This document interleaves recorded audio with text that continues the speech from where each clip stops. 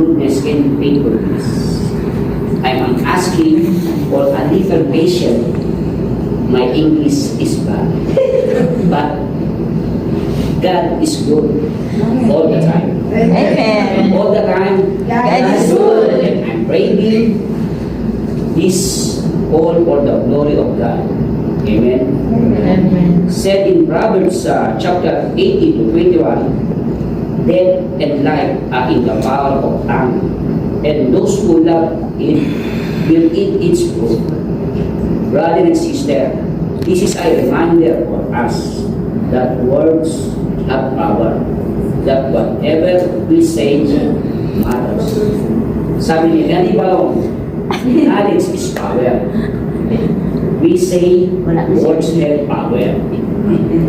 Instead of saying I'm tired, exhausted, you're broke, deep stress, instead of cursing, saying bad words and words that can hurt, start saying now how grateful you are for all the blessing you have, for the things God has given you but never asking you. Amen. Speak life and positivity. Speak words that can uplift someone's spirit. Words that encourage and bring people closer to God. Luke chapter 6 verse 45 says, out of abundance of heart the mouth speaks. So let fill our heart with the love of God and see how blessed we are, how God navigates of life and transforms it into the beautiful story. Fill our heart with His word, read the scripture daily and live by it. Have an intimate relationship with God so it bears fruit and overflow. The Bible said, but the fruit of the Spirit is love, joy, peace, patience, kindness, goodness, faithfulness, gentleness, and self-control. Galatians chapter 5, verse 22 to 23. Yes, words are seed and theirs are the fruit. Brother and sister, I encourage you to use kind words every time. Speak healing, speak truth, speak hope, speak life. Bring life and positivity to everyone. God bless you all. Yun lang po. Amen. Amen. Kung ba ay patuloy natin na tinatanggap yung pag-ibig ng ating Panginoon na naglaan ng kanyang buhay para sa bawat isa sa atin. At ito ba ay talagang nakapuso na natin yung ating faith sa Panginoon. Patuloy mo pa natin ito sinasagawa ang lahat ng pinagawa sa atin at pinagpuso sa atin ng ating Panginoon. Kailangan po natin ito. Hindi lamang po ito sa ating mga kapatid, sa brother and sister, kundi ito ay ginagawa natin para sa ating Panginoon.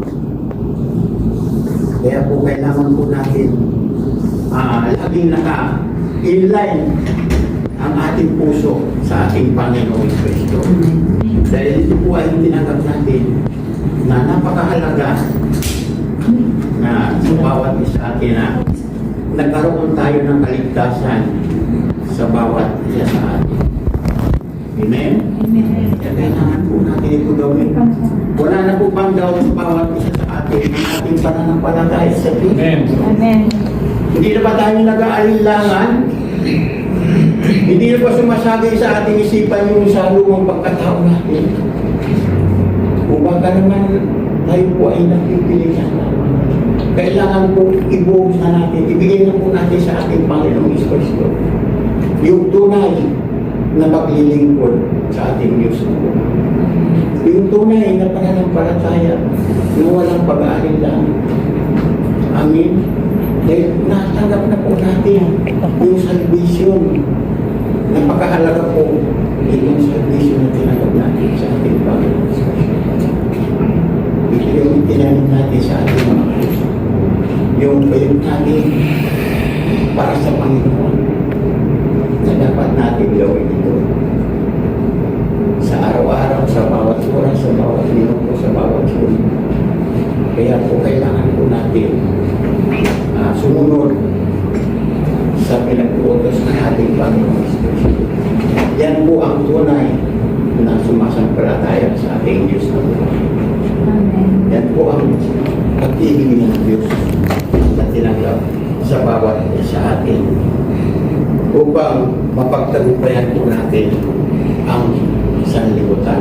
Ano man po ang mga dinaranas sa atin, ang pagsubok na yan. Pagsubok lamang yan. Doon po tayo tinitesting ng Panginoon kung hanggang saan po yung ating pananampalataya sa Kanya. Ang pagsubok na yan ay nangangalpasan niya. At tayo po ay mga anak ng Diyos ay isang mananagumpay. Amen. Lahat tayo magtatagumpay. Lahat ng minimiti natin, lahat ng pangako ng Diyos, makakamit natin yan. Hanggang sa dulo, tayo po ay magpapatuloy sa gawain ng ating Panginoon. Amen? Amen. Kaya kailangan po, mga kapatid, mga kapatid natin na nangipina, uli natin, i-remind, palakasin po natin sila. At nalalapit na ang pagdating ng ating Panginoon. Amen? Dahil sila po ay anak ng Diyos. Tayo lahat po ay anak ng Diyos. Amen? Kaya po yung tinanggap ng yung kaninang binasa ng ating kapatid sa 1 John 5:5, sapagkat ang tunay na umiibig sa Diyos siya o tumutupad ng kanyang utos. Amen? At hindi naman mahirap sundin ang kanyang utos sapagkat pagtatagumpayan ng bawat anak ng Diyos ang sanlibutan at nagtatagumpayan sa pamamagitan ng pananampalataya. Sino mang nakapagtagumpay laban sa sanlibutan ang sumasampalataya si Jesus ay anak ng Diyos. Amen po? Amen.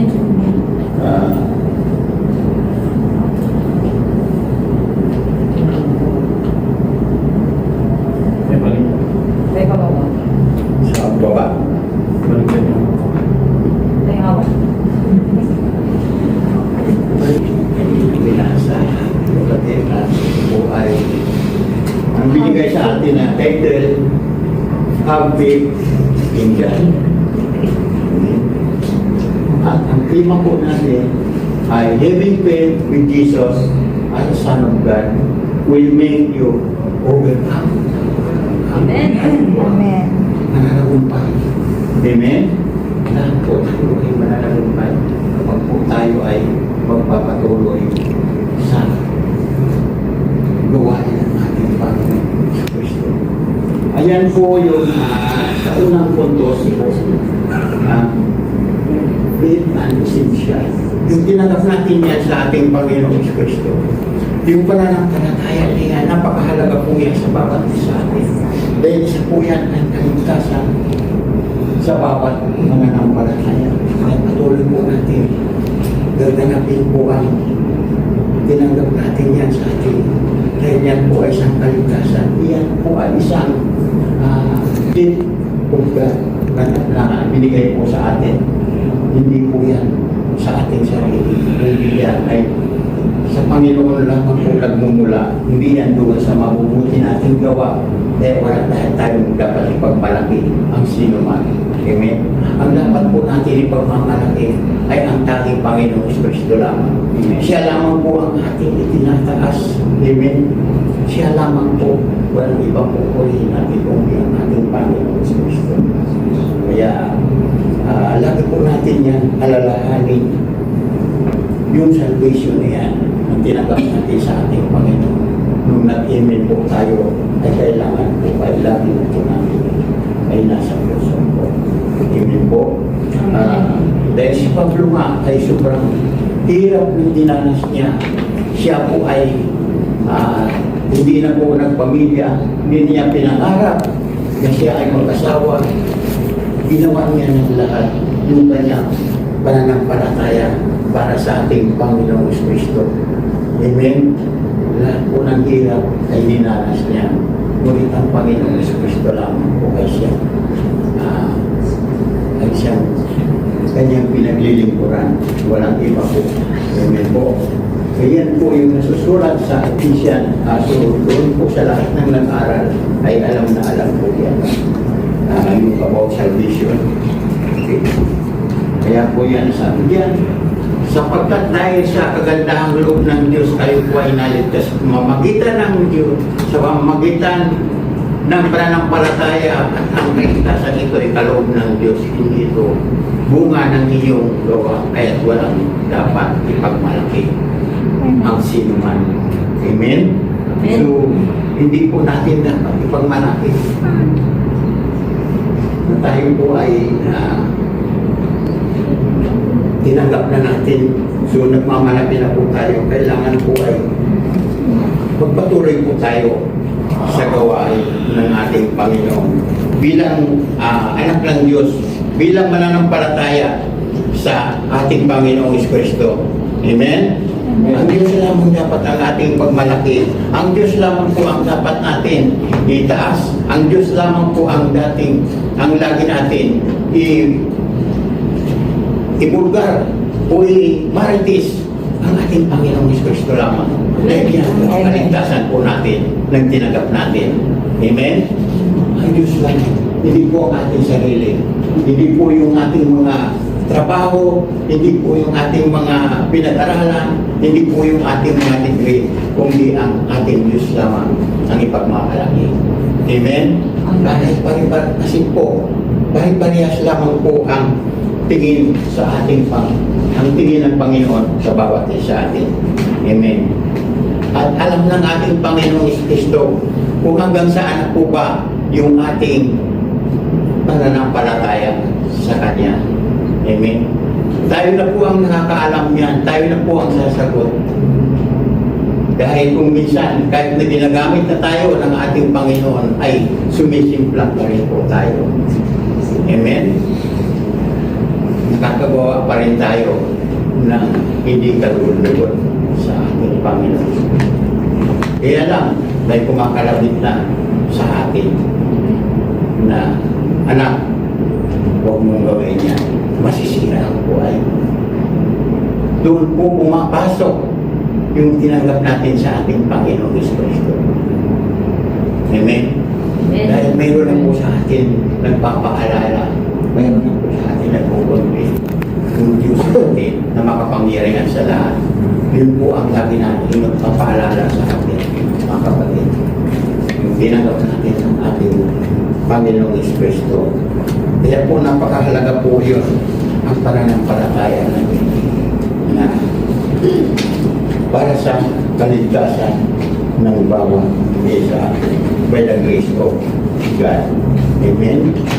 So, patuloy po tayo at maiglit naman po yung kanyang banal na salita at susunod na po tayo ng puntos. Yan, faith, praise, yan. Kailangan ay lagi natin purihin ang ating Diyos.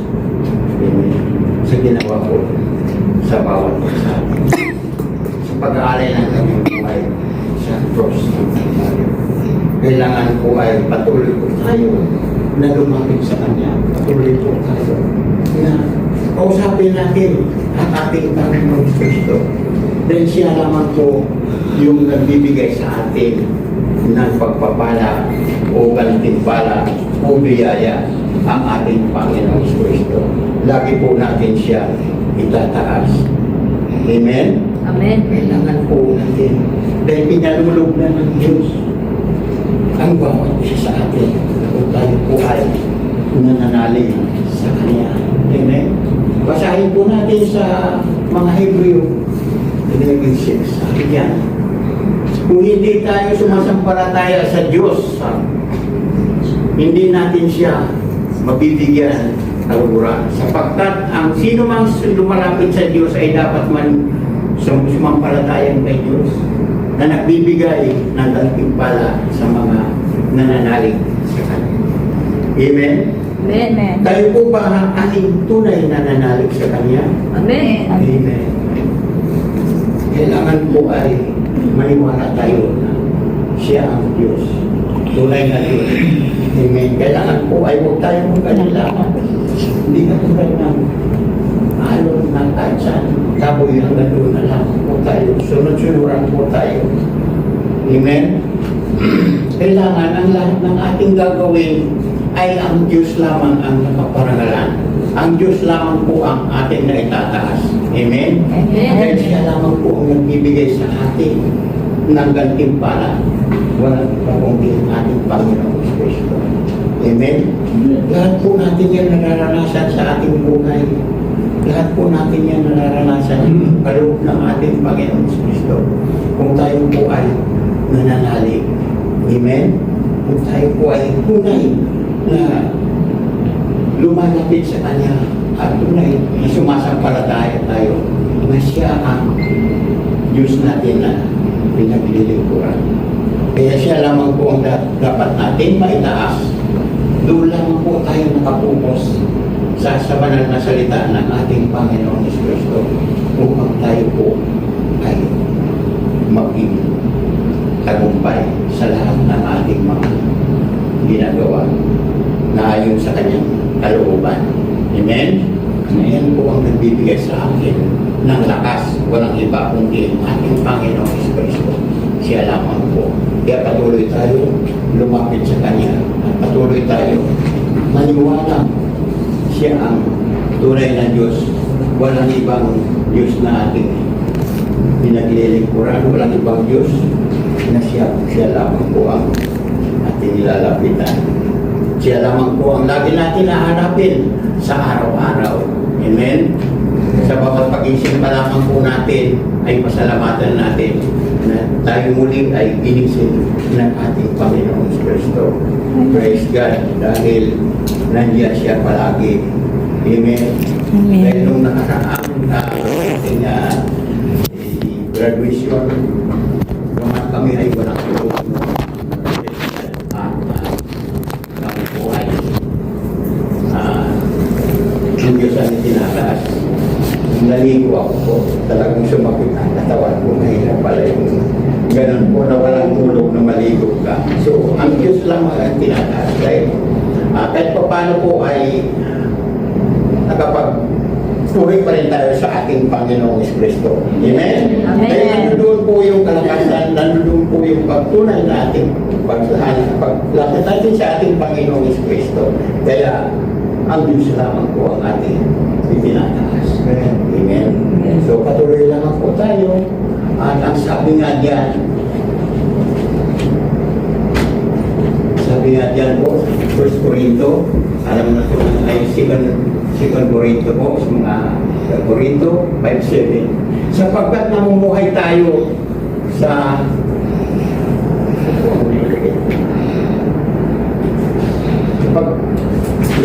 namumuhay tayo ayon sa pananalig sa Diyos, hindi sa mga bagay na nakikita. Yan po yung we walk by faith and not by sight. Amen. Kung po tayo pupukus doon sa mga bagay na nakikita, kasi yung mga bagay na nakikita ay maaaring mali lang yung ating mga isip o ang ating mga mata ay tayo po ay magkasala. Doon po tayo pupukus sa mga bagay na hindi nakikita. Amen po? Amen. Kaya kailangan po ang ating sarili ay mamuhay na po tayo doon sa mga pananampalataya natin sa ating Panginoon. Doon po sa mga bagay na hindi po nakikita. Yun po ang tunay na lingkod ng Diyos. Yun po ang tunay na pananampalataya natin sa ating Panginoong Kristo na ayan po ang dapat natin gawin. Hindi po yung mga bagay na nakikita. Kasi po yung nakikita ay nawawala lamang po. Panandalian lamang po yan dito sa mundo ito. Dahil po tayo ay anak ng Diyos, tayo po ay mananagumpay. Kaya po nakapokus lamang po tayo doon sa mga bagay na hindi po nakikita. Amen? Amen. Yan po ang tunay na lingkod ng Diyos. Hindi po doon sa mga bagay na nakikita, kasi po magkakasala lamang po tayo doon sa mga bagay na nakikita po. Amen? At patuloy po tayo at praise God. Yun po, yung sa pangatlong puntos na po tayo, sabi dito, faith, obey God. Kumusta na po yung pag-obey natin sa ating Panginoong Kristo? Patuloy po ba natin isinasagawa ito? Patuloy po ba tayo pinagkakatiwalaan ng ating Panginoong Kristo? Amen? Patuloy po ba tayong tumatalima sa ating Panginoong Kristo? Sulat po yan dyan sa Hebreo 11:89. Ang sabi dyan, dahil sa pananalig sa Diyos, tumalima si Abraham nang siya ay papuntahin ng Diyos sa lupang ipinangako sa kanya, at humayo siya, bagamat hindi niya alam kung saan paroroon. Dahil din sa kanyang pananalig, siya ay nanirahan bilang dayuhan sa lupang pinangako sa kanya ng Diyos. Tumira siya sa mga tulda kasama niya si Isaac at Jacob. Nakapwa tumanggap ng gayon ding pangako mula sa Diyos. Amen. Dahil po sa pangako ng ating Panginoong Kristo, ay si Abraham po ay sumunod siya.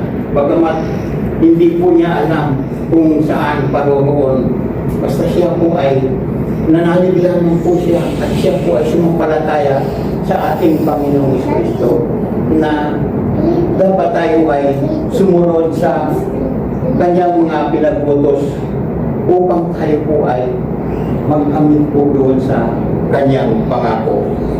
Kaya po natin yan gawin, mga kapatid, na tayo po ay kailangan po sumunod po tayo sa kanyang pinagbutos. Amen.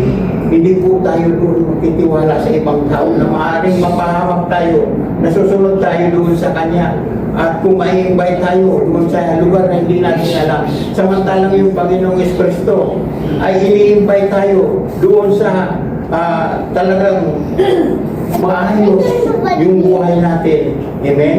Hindi tayo malililang doon dahil ang Diyos ang may gawa sa atin. Ang Diyos ang nagbibigay sa atin ng katagumpayan upang makamit po natin ang lahat ng pangako ng ating Panginoong Kristo. Amen? Amen. Nakukuha po pa natin, kapatid. Amen. Yung pangako ng Diyos ay huwag natin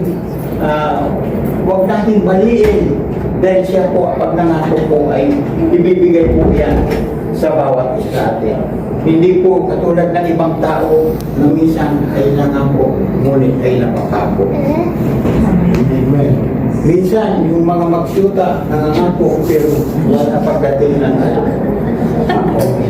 kaya kailangan magtiwala po tayo doon sa pangako ng Diyos, hindi po doon sa ibang tao na nangangako, pero hindi naman po ay sinusunod. Amen. Kaya po kailangan, yung pangako lamang ng Diyos, yun lamang po ang susundin natin. Dahil doon tayo ay magkakamit po natin, kakamtan po natin ang pinangako ng ating Panginoong Kristo. Amen?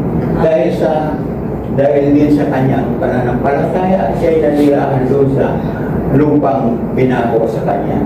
Siya po ay dayuhan lamang po, wala siyang makakilala doon, kundi nagtitiwala lamang po siya sa ating Panginoong Kristo, na kahit siya po ay dayuhan doon, ay hindi siya mapapahamak. Amen. Kaya doon nagtitiwala siya doon sa ating Panginoong Kristo. Amen? Amen. Kailangan po kung puso po tayo magtiwala sa ating Diyos na buhay dahil siya po yung magbibigay sa atin ng gantimpala. So lahat ng pangako na yan ay pagkakalubian sa bawat isa sa atin kung tayo po ay sumusunod lamang sa kanyang mga utos. Amen? Amen. Tuloy po tayo doon sa kanyang faith, obigan. Amen?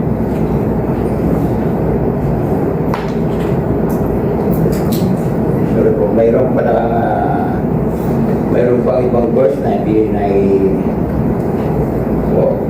sa Deuteronomy chapter 30 verse 11. Nasusulat po dito, ang kautosan ibinigay ko ngayon sa inyo ay madaling sundin at unawain. Amen. Itong binigay ng ating Panginoon Kristo ay madaling sundin ang sabi ng kanyang banal na salita. Hindi po mahirap sundin. Amen? Kailangan po ito po ay kautosan na ito na binigay ng ating Panginoong Kristo ay madali lamang natin itong susundin. Amen? Amen. Sundin po natin ang lahat po na pinag-uutos ng ating Panginoong Kristo. Amen. Yun po yung faith, obey God. Amen?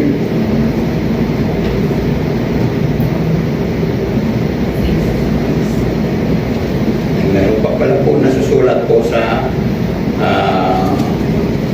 Matthew.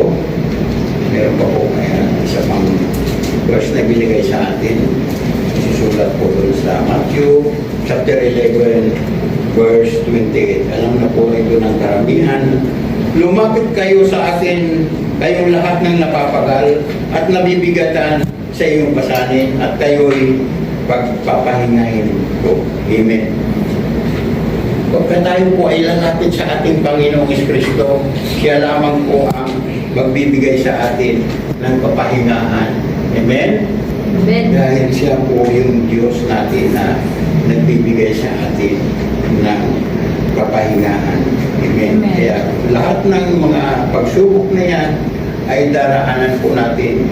Huwag lang natin tatambayan. Amen. Upang tayo po ay lubos na mapahingahan po ang ating mga sarili, ang ating mga isipan. Amen? Amen. Kaya hindi po mahirap sundin ang pinag-uutos sa atin ng ating Panginoong Kristo. Yan na po yung faith overcome the world. Amen? O-overcome po natin ang lahat ng pagsubok na yan ayon sa ating pananampalataya. Amen. Dahil ang ginto nga ay talagang pinapadaan po yan sa apoy. Ang silver pinapadaan po yan sa apoy upang makita po doon ang tunay na kalingningan, ang tunay na ginto na wala na pong halo na iba pang katulad ng ating mga isipan. Amen. Na wala nang naka-incline doon sa ating mga isip kundi ang salita lamang ng ating Panginoong Kristo. Kaya dumaranas tayo sa mga pagsubok dahil po yan ay sinusubok tayo ng ating Panginoong Kristo. Kung hanggang saan na po ba yung ating pananampalataya sa Kanya. Amen? Amen. Lahat po tayo dumaranas po dyan sa mga pagsubok na yan. Wala pong exemption yan. Wala pong hindi makakaranas sa lahat po ng mga mananampalataya. Lahat tayo po ay dyan, susubukin po tayo dyan upang ma-overcome po natin, upang mapagkalugay po natin ang sanlibutan. Amen? Amen. So tayo po mga kapatid, lalo na sa mga kalalaki yan, kung tayo po ay nagbabakasyon sa Pilipinas, hindi na po ba tayo natutugsunod sa mga ibang mga natin na dati po, kung pinanggalingan natin, sinanggaling din po ako dyan. Yung mga bagay na yun na Kapag may problema ka, dinadaan lamang po doon sa mga mabuti-buting usapan. Hindi na po pa sa atin yan, mga ating nakakapatid. Kailangan po wala na po yan sa atin. Dahil ang katawan natin ay templo ng Diyos, mga kapatid. Kaya huwag na po natin haluan po yan. Ito pa, mga nakakasira sa ating kalusugan, mga kapatid. Amen? Amen. Tayo po ay tinanggap natin ang Panginoong Kristo ay nilinis na po tayo. Amen. Kaya ang katawan na ito ay templo na ng Diyos, mga kapatid. Amen. Wala na po bang tumutok sa ako, tagumpay na po ba natin ang lahat ng ito? Ako nung hinahalo ako, sabi ko, napagtagumpayan ko na yan. Sabi nila, nag-approve ka lang, hindi mo na kami kilala. Kaya lang sabi ko, wala na po sa atin yan. Dahil tinanggap na ang ating Panginoon. Alam ko na po ang salita ng, ang banal na salita ng ating Panginoon. Bakit kailangan po ako na bumalik sa ganung vision? Wala na po sa akin po yun. Amen? Amen. Kaya po mga kapatid, para hindi mo mawala sa ating sarili yung mga hindi kaaya-aya, hindi karapat-dapat na gawain, ay alisin na po natin dahil napagtagumpayan na po ng bawat isa sa atin. Amen po? Amen. Pagtagumpayan na po yan. Kaya palagi natin itataas ang ating Panginoong Kristo dahil tayo po ang anak ng Diyos na anuman mga pagsubok na dumating sa ating buhay, lahat po yan ay napagtagumpayan na po natin. Basahin po natin yan. Sabi nga dyan sa unang Korinto 13 verse 13, wala pang pagsubok na dumating sa inyo na hindi nararanasan ng lahat ng tao. Tapat ang Diyos at hindi siya. At hindi niya pinapahintulot na kayo ay subukin ng higit sa inyong makakaya. Sa halip, pagdating ng pagsubok, bibigyan niya kayo ng lakas upang mapagtagumpayan. Kung mapagtagumpayan natin po ang lahat ng yan. Amen. Lahat po tayo ay mananagumpay. Kaya po, yung pananampalataya natin, ma-overcome natin ang sanglibutan na po yan. Dahil po tayo ay mga anak ng Diyos, tapat po tayo sa Kanya. Amen? Amen. Lahat po yan nagmumula sa Panginoong Kristo. Ang lakas na binibigay sa atin. Kaya hindi na po tayo madadala doon sa anumang tukso. Kasi po ang tukso, hindi po lalayo yan, lalo tayong lalapitan niya. Lalo sa mga mananampalataya, ay nandyan po yan palagi. Lalo po dito sa bansang Saudi Arabia, ay kung wala po tayo dito sa Panambahan, ay maaaring na-invite tayo doon sa Birthday ibang lang. mga party. At mahirap po yun kung tayo po ay sasali pa doon, sasali sa mga party-party na yun, na lalo na ngayon pinag-uhuli na po yun. At naalala ko nga po noon ang ating kapatid na Brad yung Boris ang tatay ni Sister Judy. Pinagpala po dahil nung oras na yon ay dahil siyang pupunta po doon sa sabungan. Naalala ko po yun. Yun din po ang araw ng pagdalo niya sa Panambahan at nagkahulihan po doon sa sabungan. Maraming tao na nagkasugat-sugat. Maraming tao doon sa mga pag-wire na nasugatan. Sugat, praise God. Pinatotoo po niyan dahil hindi siya nasama doon.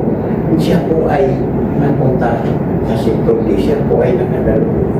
Bagamat ay si Sister Yusik ay dumadalo na po. Ngunit si Brad yun ay hindi pa rin siya nadadalo. But praise God, yung araw na yun, nagkahulihan. So kung nagpadala ka doon sa mga kapatid, sa ibang Sir po, kung nagpadala ka doon sa ibang tao na hindi mananampalataya, maaaring napahama ka. Ngunit ikaw ay na-invite, nagpadala ka, nagtiwala ka doon sa ating Panginoong Kristo. Siya ang araw na yung tumanggap na hindi siya nasama doon sa hulihan. Praise God. Ganun po kabuti ng Diyos, hindi po tayo mapapahamak kung tayo po ay sumusunod sa Kanya. Hindi po pahintulutan ng Diyos na tayo po ay mapahamak.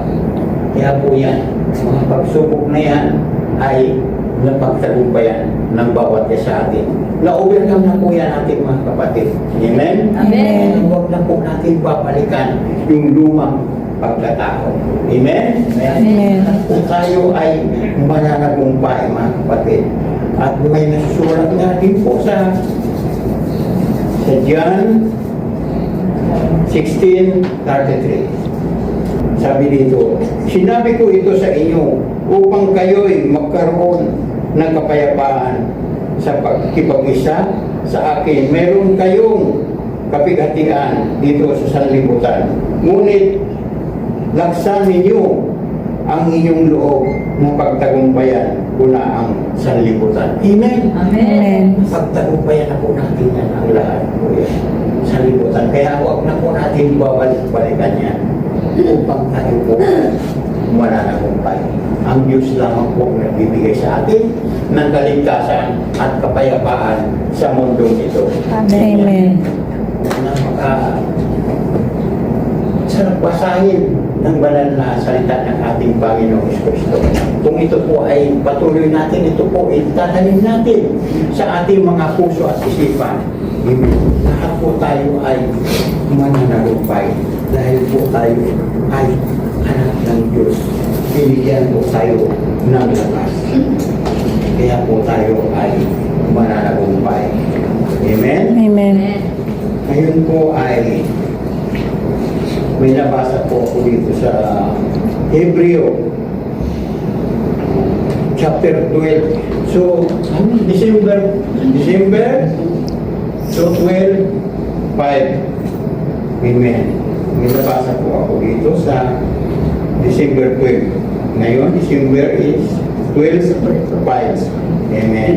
Sabi dito, nalimutan na ba ninyo ang pangaral ng Diyos sa inyo bilang mga anak niya? Mga salitang nagpapalakas ng loob sa inyo. Amen. Pinagpala po mga kapatid. Tignan po mga kapatid. Nalimutan na ba ninyo ang pangaral ng Diyos sa inyo bilang mga anak niya? Ang mga salitang nagpapalakas ng loob sa inyo. Sino ba ang mga anak niya? Amen. Tayo po yun. Tayo po ang binigyan. Sabi niya dito, na huwag kang magwalang bahala kapag itinutuwid ka ng Panginoon. At huwag panghinaan ng loob kapag ikaw ay pinarurusahan niya. Amen. Ito po ay bilang paalala sa atin mga kapatid. Na tayo po ay kapag tayo po ay sinusubok ng Diyos, tayo po ay pinaparusahan ng Diyos, huwag na po tayo maglalit lang. Amen. Dahil yan po ay pagtutuwid bilang tayo ay mga anak ng Diyos, mga kapatid. Tinutuwid po tayo. Amen. Tinutuwid po tayo doon sa mga maling desisyon, doon sa mga maling gawain natin, na dapat tayo po ay ang puso po natin ay nasa ating Panginoong Kristo lamang. Dahil tayo ang mga anak ng Diyos, ang siyang mananagumpay, mga kapatid. Amen? Lahat po yan, ang pagtagumpayan na po natin ang sanglibutan. Ang pagsubok na yan dumating sa bawat isa atin. Kaya ang mga anak ng Diyos ay pinagpapala ang bawat isa sa atin. Amen? Amen. Kaya nakikita po sa bawat isa sa atin, lagi po maamo ang mga mukha ng mga naging Christian. At lalo bumabata, lalo. Amen. Praise the Lord. napaka-buti ng ating yun po ang nalulog sa atin. So bagamat tayo ay nagkakaroon karagdagan ng edad, pero yung mukha natin hindi naman nagbabago. Ay kaloob ng Diyos sa bawat isa sa atin. Mga anak tayo ng Diyos. Amen.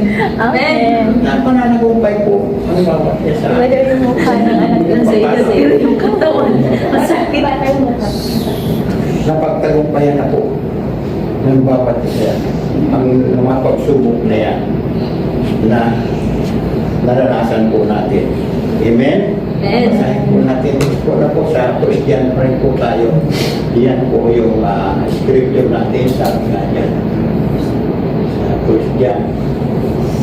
Sapagkat napagtagumpayan ng mga anak ng Diyos ang sanlibutan at nagtatagumpay tayo. Sa pamamagitan ng pananampalataya, sino ang nagtatagumpay laban sa sanlibutan? Ang sino mang sumasampalataya na si Jesus ay anak ng Diyos. Kaya po tayo ay maniwala tayo na si Jesus ang anak ng Diyos na pinadala dito sa atin upang tayo po ay makilala natin siya at mabuhay tayo na ayon sa kanyang kalooban. Amen? Dahil kung hindi nabuhay ang ating Panginoong Kristo ay useless ang ating buhay dito sa mundo ito. Nagparito siya upang siya po ay mailigtas po ang bawat isa sa atin. At siya po ay nalalapit na po rin ang pagdating niya. Kaya po ay ayaw niyang may maiwan sa bawat isa sa atin. Kaya po sa bawat mga pamilya natin na hindi pa po sila tumatanggap at hindi pa po nila alam ng parurungunan dahil dalawa lamang po ang pupuntahan ng bawat isa sa atin. Kaya po mga kapatid, kailangan po ay ibahagi na po natin ang banal na salita ng ating Panginoong Kristo sa mga mahal natin sa buhay upang tayo po ay sama-sama pa rin po na tayo doon sa kabilang buhay, mga kapatid. Amen? Amen.